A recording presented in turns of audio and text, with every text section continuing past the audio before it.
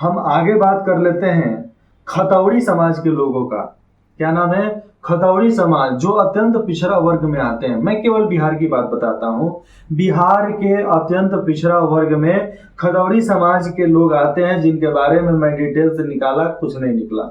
मुझे कुछ मालूम नहीं चला, बस इतना ही मालूम चला कि सूर्यवंशी थे और क्षत्रिय थे। तो सूर्यवंशी थे, क्षत्रिय थे, मतलब इसका साफ होता है कि हम राजवंशी थे।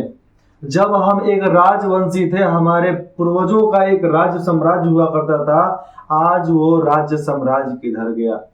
मैं बहुत सारे लिस्ट में मैंने एक खत्री नाम देखा है जो क्षत्रिय में आते हैं। क्षत्रिय के लिस्ट में मैंने देखा है कि खत्री समाज भी हैं। बहुत कम बचे हैं, लेकिन जितने भी बचे हैं महान राजाओं के वंशज बचे हैं। हमारे पूर्वज महान राजा हुआ करते थे। आज हम अत्यंत पिछड़े में गिनती हो रहा है, हमारा अत्यंत पिछड़े में गिनती हो रहा है। तो इसका सबसे बड़ा कारण हम लोग खुद हैं। हम खुद हैं उसका कारण, क्योंकि हमने झुकना सीख लिया, हमने डरना सीख लिया।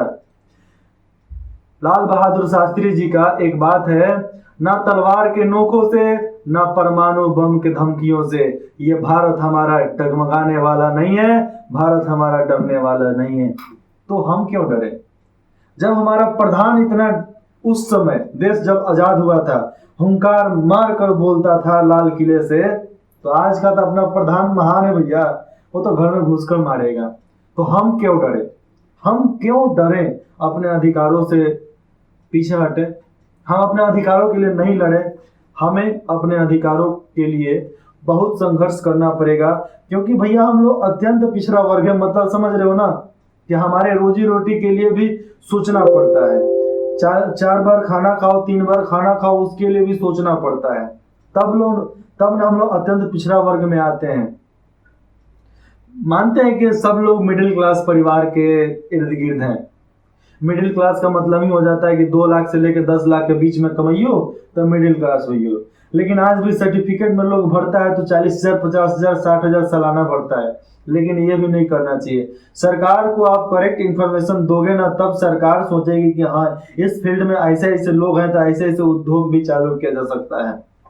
और जितने भी कुछ भी बनते हैं, केवल गांव के वजह से ही बनते हैं। और गांव डेवलप नहीं है तो किसी को हक नहीं है कि आप एसी वाले रूम में बैठकर आराम से आराम करो।